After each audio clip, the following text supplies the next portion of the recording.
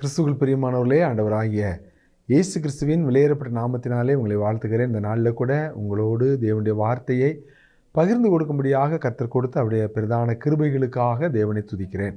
இந்த நாளில் கூட உண்மை உள்ளவர்கள் என்கின்ற தலைப்பிலே நாம் தேவனுடைய வார்த்தையை தியானிக்க இருக்கிறோம். 2 தீமோத்தேயு 2ஆம் அதிகாரம் 2ஆம் வசனம். 2 தீமோத்தேயு 2ஆம் அதிகாரம் 2ஆம் வசனம். அநேக சாட்சிகளுக்கு முன்பாக நீ என்னிடத்தில் கேட்டவைகளை மற்றவர்களுக்கு போதிக்கத்தக்க உண்மையுள்ள மனுஷர்களிடத்தில் ஒப்புவி.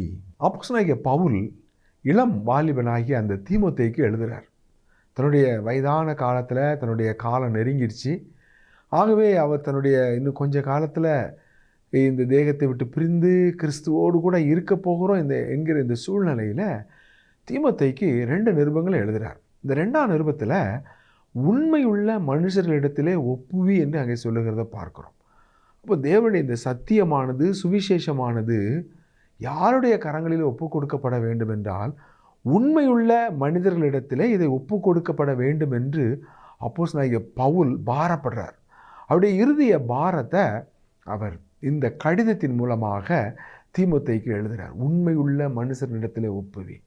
அப்போ ஒரு தேவனுடைய சபையில் நாம் யாரை நம்பி ஒப்பு கொடுக்க முடியும் அப்படின்னா உண்மை உள்ளவர்களை நம்ம கண்டுபிடிக்கணும்.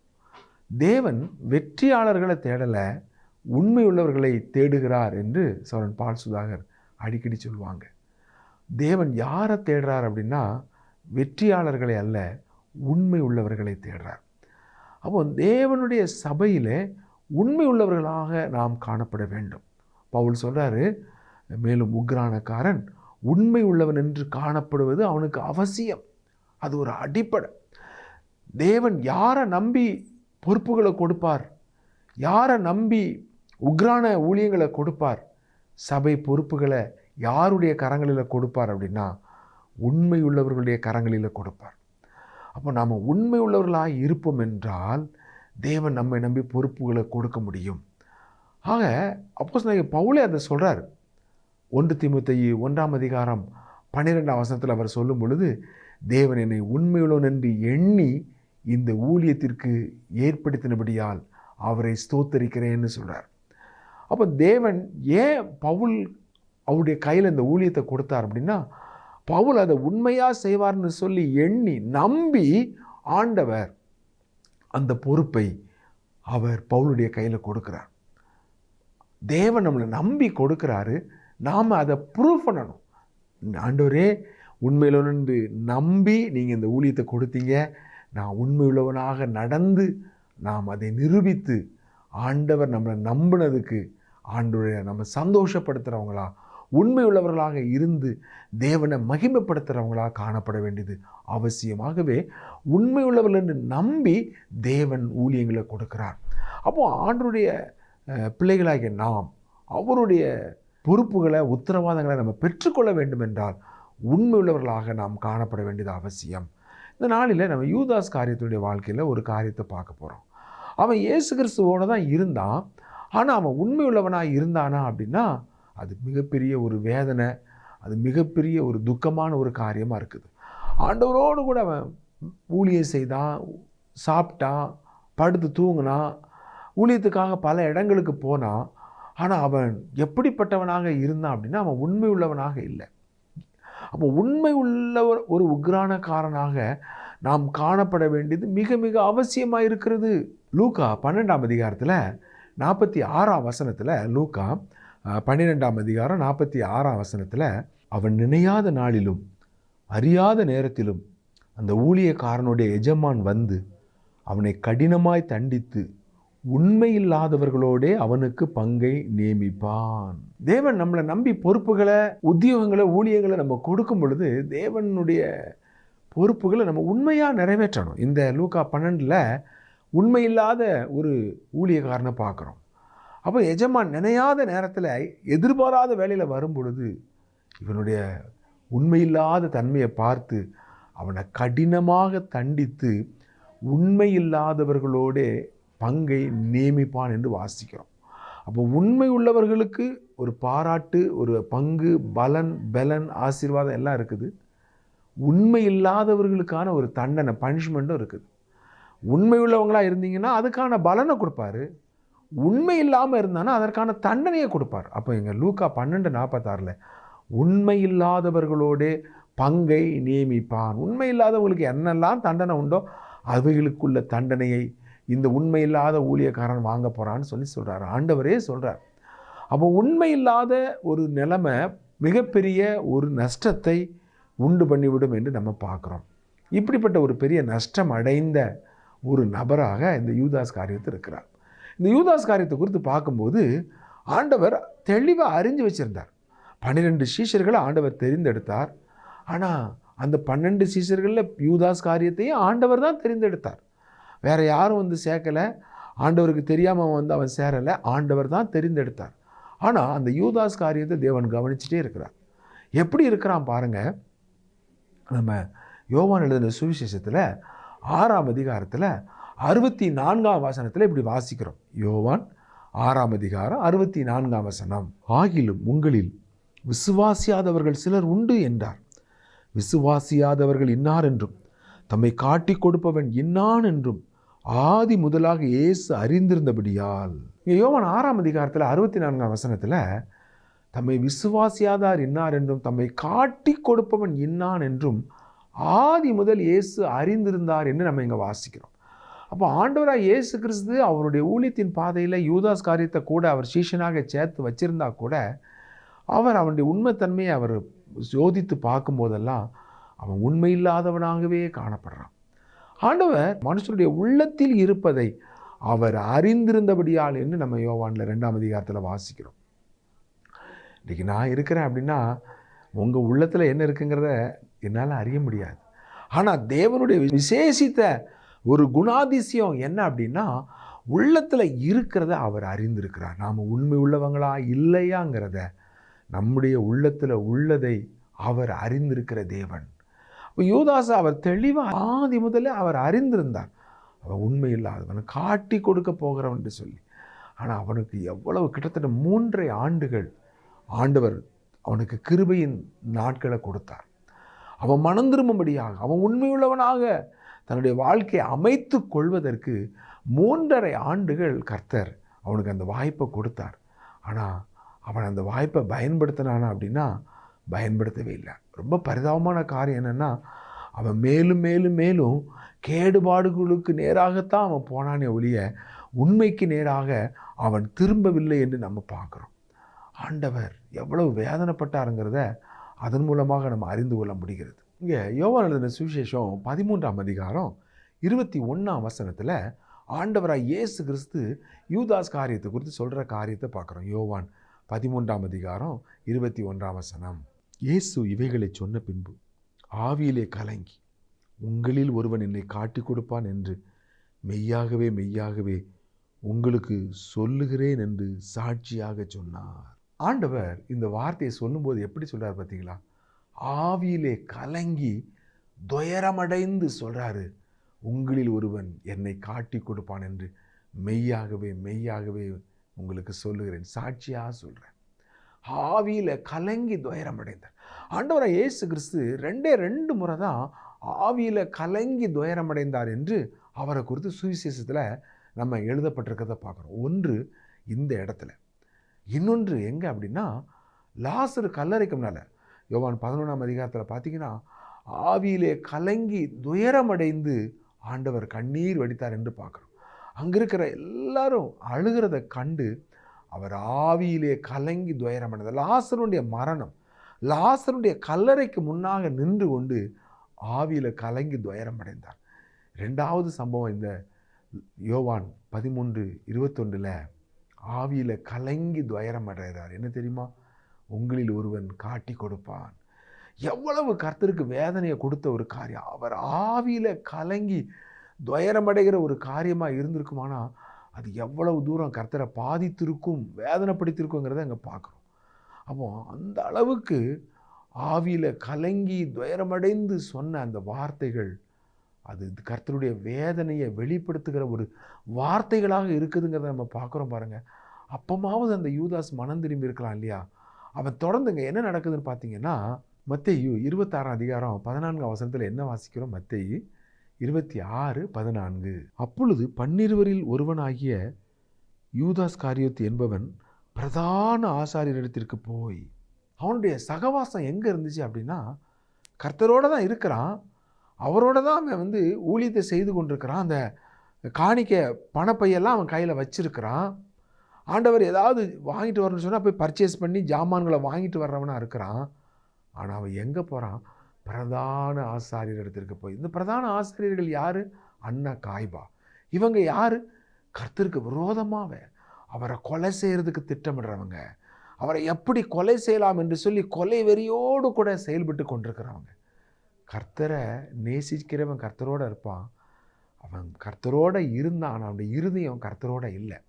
அவனுடைய இருதயம் எப்படி இருந்துச்சுன்னா, கர்த்தரை யார் பகைக்கிறார்களோ, ஆண்டவரை யார் வெறுக்கிறாங்களோ, ஆண்டவரை யார் எதிர்க்கிறாங்களோ, யார் கொலை செய்யணும்னு நினைக்கிறாங்களோ அவங்களோட போய் சேருகிற ஒரு பரிதாபமான நிலைமையை பார்க்கிறோம். பிரதான ஆசாரியர் இடத்திற்கு போய் அந்த மத்தேயு 26:15 என்ன வாசிக்கிறோம்? நான் அவரை உங்களுக்கு காட்டி கொடுக்கிறேன், நீங்கள் எனக்கு என்ன கொடுக்கிறீர்கள் என்றான். அவர்கள் அவனுக்கு 30 வெள்ளிக்காசை கொடுக்க உடன்பட்டார்கள். பிரதான ஆசாரிய இடத்துல போய் என்ன கேட்குறான் பாருங்க, நான் அவரை காட்டி கொடுக்குறேன், நீங்கள் அவரை கொலை செய்கிறதுக்கு நான் உங்களுக்கு சப்போர்ட் பண்ணுறேன், அவரை அழிக்கிறதுக்கு நான் உங்களுக்கு உதவி செய்கிறேன், எனக்கு என்ன லாபம் கிடைக்கும், எனக்கு என்ன கொடுப்பீங்க? பாருங்க, ஆண்டவரோடு இருக்கிறான். பேதுரு கேட்குறாரு, ஆண்டவரே எல்லாத்தையும் விட்டுட்டு உங்களை பின்பற்றணும், எங்களுக்கு என்ன கிடைக்கும்? மத்தேயு 20 அந்த கேள்வியை பேதுரு கேட்குறார். ஆண்டவர் சொல்கிறார், இதெல்லாம் கிடைக்கும்னு சொல்லி, நித்திய ஜீவன் கிடைக்கும், 100 மடங்கு கிடைக்கும். ஆனால் அதெல்லாம் இவனுக்கு தெரியலை. மரணத்துக்கு அப்புறம் பரலோக ராஜ்யத்தில் போய் கிடைக்கிறது அது யாரு கண்டா? இன்னைக்கு உயிரோடு இருக்கும்போது நமக்கு என்ன கிடைக்கும்? இதுதான் யூதாசனுடைய நோக்கமாக இருந்துச்சு. இன்னைக்கு எனக்கு என்ன கிடைக்கும், எனக்கு என்ன கொடுப்பீர்கள்? பாருங்கள், பேதுரு மேன்மையான அந்த பரலோக ராஜ்யத்தை நோக்கி பார்த்து அவர் சந்தோஷப்பட்டார். அது போதும் ஆண்டவரே நன்றியோடு இருந்தார். ஆனால் யூதாஸால் அந்த பதிலில் திருப்தியாக இருக்க முடியலை. அவன் போய் எனக்கு என்னங்க, நான் காட்டி கொடுக்குறேன், அவரை கொலை செய்யணும்னு தானே நினைக்கிறீங்க, உங்கள் பிளானுக்கு நான் ஒத்து வர்றேன், எனக்கு என்ன கொடுப்பேன்? 30 வெள்ளிக்காசுன்னு அங்கே பேசுகிறாங்க. வாசிக்கிறோம் அந்த மத்தேயு 26:16 அது முதல் அவன் அவரை காட்டி கொடுப்பதற்கு சமயம் பார்த்து கொண்டிருந்தான். அது முதல் அவரை காட்டி கொடுக்கறதுக்கு சமயம் பார்த்துருந்தவங்க. பாருங்கள், ஆண்டவரோட ஊழியத்துக்கு போகிறான். ஆண்டவருடைய வாஞ்சை என்ன? அந்த ஊரில் சுவிசேஷம் அறிவிக்கணும், இந்த ஊரில் பரலோக ராஜ்யத்தை பற்றி சொல்லணும், குருடர்களுக்கு பார்வை கொடுக்கணும், வியாதியஸ்தர்களை சுகமாக்கணும், பிசாசுகளை துரத்தணும். அவருடைய நோக்கம் பூரா ஊழியத்தில் இருக்குது. இவன் கூட போகிறான். இவனுடைய நோக்கம் என்ன? எங்கே வச்சு காட்டி கொடுக்கலாம், எங்கே காட்டி கொடுத்தா மாட்டிக்கிடாமல் நம்ம தப்பலாம், எங்கே வச்சு இவரை காட்டி கொடுத்தா ஜனங்களுக்கு பிரச்சனை இல்லாமல், ஜனங்கள் எதிர்ப்புகள் இல்லாத இடம் எது? சிந்தை பூரா எங்கே இருக்குது பாருங்கள், உள்ளே தான் இருக்கிறான், கூட தான் இருக்கிறான். ஆனால் காட்டி கொடுப்பதற்கு சமயம் எதிர்பார்த்து கொண்டிருக்கிறான். ஒரு உண்மை இல்லாத ஒரு யூதாஸ் காரியத்தை காட்டி கொடுக்க சமயம் பார்த்து கொண்டிருக்கிற பரிதாபமான ஒரு நிலைமையை பார்க்குறோம். பிரியமானவர்களே, எவ்வளோ ஒரு வேதனையான ஒரு காரியம் பாருங்கள். ஆண்டவருடைய சிந்தை எப்படி இருக்குது? எங்களுக்கோ கிறிஸ்துவின் சிந்தை உண்டாயிருக்கிறது என்று பவுல் சொன்னார். இங்கே யூதாஸ் காரியத்துக்கு என்ன சிந்தை? காட்டி கொடுக்கிற சிந்தை. ஆண்டவராக இயேசு கிறிஸ்துவை எப்படி காட்டி கொடுக்கலாம், எங்கே வச்சு காட்டி கொடுக்கலாம், எப்படி அந்த வெள்ளிக்காசை வாங்கலாம்? பாருங்கள், எனக்கு அருமையானவர்களே, உண்மையில்லாத ஒரு யூதாஸ். அவனுடைய நிலைமையை பார்த்தீங்கன்னா ரொம்ப பரிதாபம். அவன் 30 வெள்ளிக்காசை வாங்கினான், முத்தத்தினால காட்டி கொடுத்தான் அவன். ஆனால் அவனுடைய வாழ்க்கையை பார்த்தீங்கன்னு சொன்னால் மத்தேயு 27:4 ஆண்டவருக்கு சிலுவை மரணம்னு உடனே பிலாத்து தீர்ப்பு கொடுத்த உடனே பார்க்குறான், ஐயோ குற்றமில்லாத ரத்தத்தை காட்டி கொடுத்துட்டோமே, பாவம் செய்தனேன்னு சொல்லிட்டு திரும்ப எங்கே ஓடுறான்? பிரதான ஆசாரியர்களிடத்துல தான் ஓடுறான். எவ்வளோ பரிதாபம் பாருங்கள். ஆண்டவரை காட்டி கொடுக்கறதுக்கு சமயம் எதிர்பார்த்துட்டு இருந்தான். அதுக்கான நேரம் வந்தபோது அவன் அதை கரெக்டாக தந்திரமாக செஞ்சுட்டான். 30 வெள்ளிக்காசு கிடச்சிட்டு. ஆனால் குற்ற மனசாட்சி, அவனுடைய வாழ்க்கையில் நிம்மதி இல்லை, அவனுடைய வாழ்க்கையில் சந்தோஷம் இல்லை, அவனுடைய வாழ்க்கையில் அந்த பணம் அவனுக்கு திருப்தியை கொடுக்கலை. அப்போ அவன் மனசு அவனை வாதிக்குது. ஐயோ, குற்றமில்லாத ரத்தத்தை காட்டி கொடுத்துட்டேனே, இப்படி அநியாயமாக நான் செயல்பட்டுட்டேனே. அவன் கண்களை சாத்தான் மறைச்சிட்டான். என்ன பண்ணுறோன்னே அவனுக்கு தெரியலை. பிதாவே, இவர்களுக்கு மன்னியை தாங்கள் செய்கிறது என்னதென்று அறியாதிருக்கிறார்களே என்று சொல்லி ஆண்டவர் ஜெபித்ததை போல இந்த யூதாஸ் என்ன செய்கிறோன்னே தெரியாமல் சாத்தானுடைய வஞ்சகத்துக்குள்ளே அவன் மாட்டிக்கொண்டதை பார்க்குறோம். பாருங்கள், தேவனுடைய சபைக்குள்ளே இருக்கிறோம், நம்ம தேவனுடைய ஜனங்களோடு இருக்கணும். மோசையை குறித்து பார்க்கும் பொழுது தேவனுடைய ஜனங்களோட துன்பம் அனுபவிப்பதை தெரிந்து கொண்டான். தேவனுடைய ஜனங்களை நேசிக்க முடியாமல், அவர்களுக்காக நம்ம அன்பு காட்ட முடியாமல் நம்முடைய இருதயம் கடினமாகி தேவனுடைய சபைக்கு விரோதமாக இருக்கிறவங்க, தேவனுக்கு விரோதமாக செயல்படுறவங்களோட கூட போய் இந்த யூதாஸ் காரியத்தை போல குறிப்பாக தேவனுடைய சபையை விட்டு பிரிஞ்சு போனவங்களை குறித்து ரொம்ப ஜாக்கிரதையாக இருக்கணும். அவங்களோட சபைக்குள்ளே இருக்கிறவங்க போய் தொடர்பு வச்சாங்கன்னா அவங்க இந்த யூதாஸ் காரியத்தை எப்படி வஞ்சிக்கப்பட்டு போனாலும் அதை போல் வஞ்சிக்கப்படுற நிலைமை. தேவனுடைய சபையை காட்டி கொடுக்குற, இங்கே என்ன நடக்குது, இங்கே என்ன நடக்குதுன்னு ஒவ்வொன்றையும் தகவல் சொல்லிக்கிட்டே இருந்தோன்னு சொன்னால் நாம் கிறிஸ்துவ சிலுவையில் அறைகிறதுக்கு ஏதுவாக, தேவனுடைய சபையை கட்டுறதுக்கு ஏதுவாக, தேவனுடைய சபையை இடிக்கிறதுக்காக இந்த யூதாஸை போல் உண்மை இல்லாதவர்களாக காட்டி கொடுக்குறவங்களாம் மாறிடக்கூடாது. பாருங்கள், முடிவு என்ன? அவன் நாண்டு கொண்டு செத்தான். அந்த 30 வெள்ளி காசை தேவாலயத்தில் எரிஞ்சிட்டு நாண்டு கொண்டு செத்தான். ஏன் தெரியுமா? ஆண்டவர் ஆவியில் கலங்கி துயரமடைஞ்சு சொன்னார், உங்களில் ஒருவன் என்னை காட்டி கொடுப்பான். வேதனையோட துக்கத்தோட அவர் சொன்ன அந்த வார்த்தைகள் பயங்கரமான ஒரு சாபமாக இந்த யூதாஸ் காரியத்தினுடைய வாழ்க்கையில் வந்து பலிக்கிறத பார்க்குறோம். இதே மாதிரி பழைய ஏற்பாட்டில் அப்சலோம் தன்னுடைய தகப்பனாகிய தாவீதை அரண்மனையை விட்டு விரட்டுறான். சொந்த குமாரனுக்கு பயந்து வெறுங்காலோடு கூட அவன் அழுதுகிட்டு கண்ணீரோடு அந்த மலையில் ஏறிக்கிட்டு இருக்கிறான். அப்படி அவன் ஏறிக்கிட்டு இருக்கும்போது அவனுக்கு ஒரு செய்தி வருது, அகித்தோப்பேல் அப்சலோமோடு கூட அவன் கூட்டணி சேர்ந்துட்டான்னு. உடனே தாவீது வேதனையோட பெருமூச்சோட, ஆண்டவரே, அகித்தோப்பேல் என் ஆலோசனையை பைத்தியமாக்கி விடும் அப்படின்னு சொல்லி கண்ணீரோடு அவன் பெருமூச்சோடு அவன் கதறுறான். அந்த அகித்தோப்பேலுக்கு என்ன நடந்துச்சுன்னு சொல்லி 2 சாமுவேல் 15-16 அதிகாரங்களில் வாசிக்கும்போது அகித்தோப்பேல் நல்ல ஆலோசனையை சொல்கிறான். அதை அப்சலோம் கேட்கல. ஆகவே அவன் கோபத்தோடு என்ன செய்கிறான், தன்னுடைய வீட்டு காரியங்களை ஒழுங்குபடுத்திட்டு நாண்டு கொண்டு செத்தான்னு வாசிக்கிறோம். எவ்வளோ பயங்கரமான ஒரு காரியம் பாருங்கள். அது வரைக்கும் தாவீதோடு இருந்தவன் சந்தர்ப்பம் வரும் பொழுது தாவீதுக்கு விரோதமாக ஆபத்தான நேரத்தில், இக்கட்டான நேரத்தில் தான் உண்மை உள்ளவங்களை நம்ம கண்டுபிடிக்க முடியும். நமக்கு பிரச்சனை வரும் பொழுது, நம்ம அதிகமான போராட்டங்களில் இருக்கும்போது தான் உண்மை உள்ளவங்க நம்ம கூட நிற்பாங்க. உண்மை இல்லாதவங்க அந்த நேரத்தில் தங்களுடைய சுய ரூபத்தை வெளிப்படுத்துவாங்க.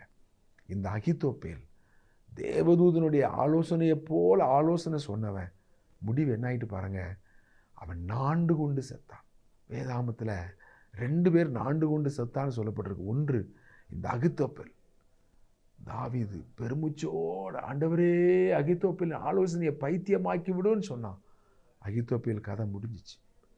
ஆண்டவராக இயேசு கிறிஸ்து ஆவியில் கலங்கி துயரமடைந்து உங்களில் ஒருவன் என்னை காட்டி கொடுப்பான்னு சொன்னார்.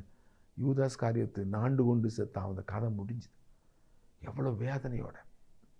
அதனால தான் எபிரேயர் 13ஆம் அதிகாரம் 17ஆம் வசனத்தில் என்ன வாசிக்கிறோம்? எபிரேயர் 13ஆம் அதிகாரம் 17ஆம் வசனம், உங்களை நடத்துகிறவர்கள் உங்கள் ஆத்துமாக்களுக்காக உத்தரவாதம் பண்ணுகிறவர்களாய் விழித்திருக்கிறவர்கள் ஆனபடியால் அவர்கள் துக்கத்தோடு அல்ல சந்தோஷத்தோடு அதை செய்யும்படி அவர்களுக்கு கீழ்ப்படிந்து அடங்குங்கள்.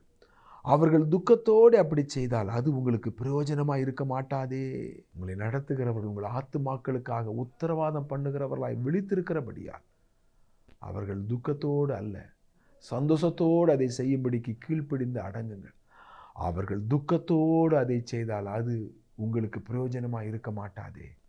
தாவீது துக்கத்தோடு சொன்ன அந்த சாபம் அகித்தோப்பேலை அழிச்சு போட்டுட்டு, ஆண்டவராக இயேசு கிறிஸ்து ஆவியில் கலங்கி பெருமூச்சோடு உங்களில் ஒருவன் காட்டி கொடுப்பான்னு சொன்னான். அவனுடைய பாருங்கள், அது பிரயோஜனமாக இருக்க மாட்டேன். துக்கத்தோடு வேதனைப்பற்றக்கூடாது. நம்மளை நடத்துகிறவங்க வேதனைப்பற்றக்கூடாது.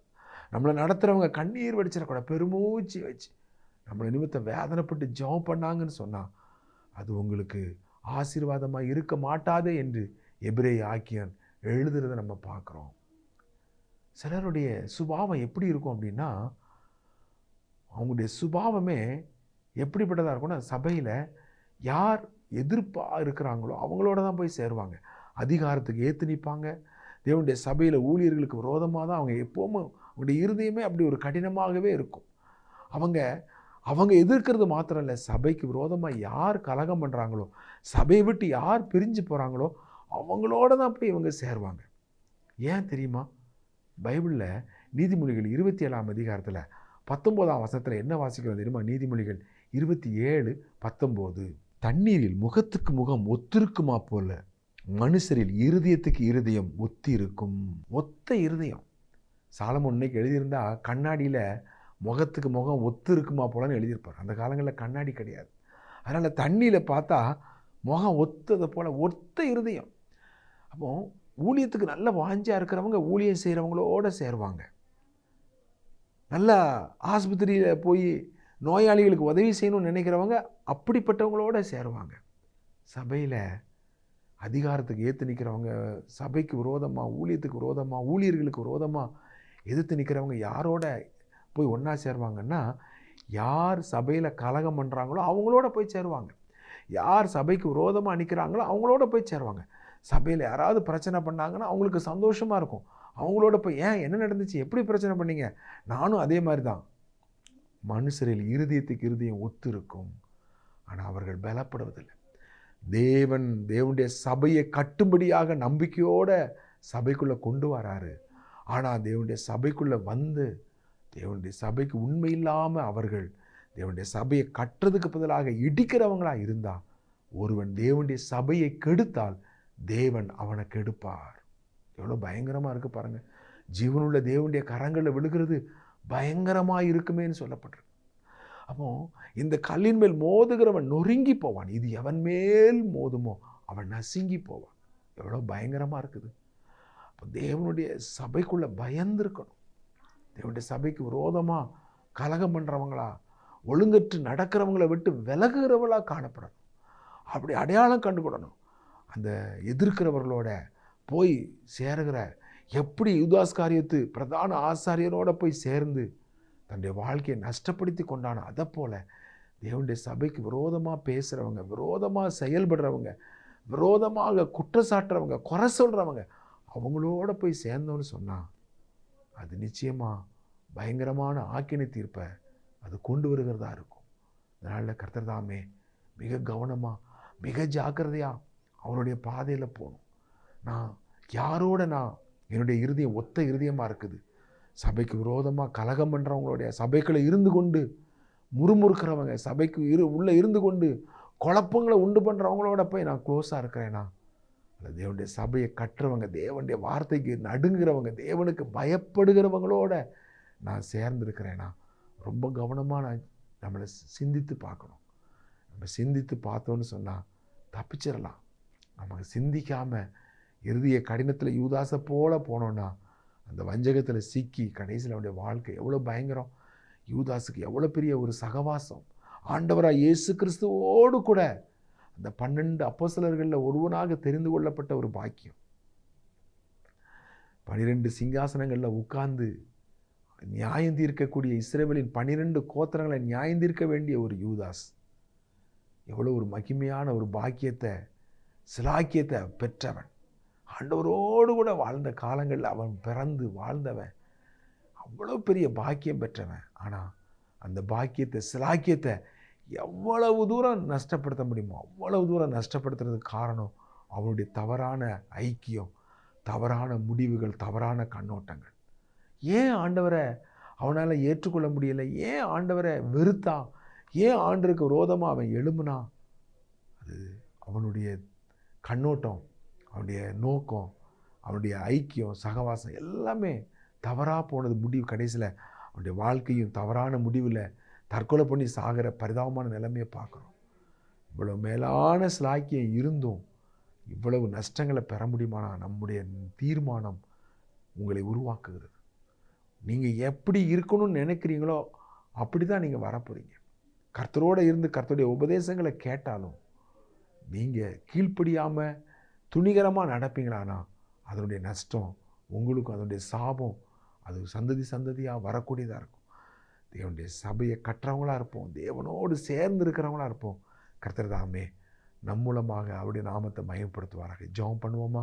எங்களை நேசிக்கிற அன்புள்ள ஆண்டவரே, இந்த வார்த்தைகளை கேட்கிற ஒவ்வொருவருக்கும் இது பிரயோஜனமாக இருக்க கர்த்தர் தாமே உதவி செய்யும்படியாக இயேசுவின் நாமத்தில் ஜெபிக்கிறோம் எங்கள் நல்ல பிதாவே, ஆமேன். பிரியமானவர்களே, நீங்கள் நேரம் ஒதுக்கி தேவனுடைய வார்த்தையை கேட்டதற்காக உங்களுக்கு நன்றி சொல்கிறோம். நீங்கள் யூடியூப்பிலே ராஜ்குமார் தங்கமணி என்று ஆங்கிலத்திலே டைப் செய்வீர்களானால் நீங்கள் அநேக செய்திகளை கேட்க முடியும். கேளுங்கள், மற்றவர்களுக்கும் அறிமுகப்படுத்துங்கள். கர்த்தர் தாமே உங்களையும் உங்களுடைய குடும்பத்தையும் அபரிவிதமாக ஆசீர்வதிப்பாராக. ஆமேன்.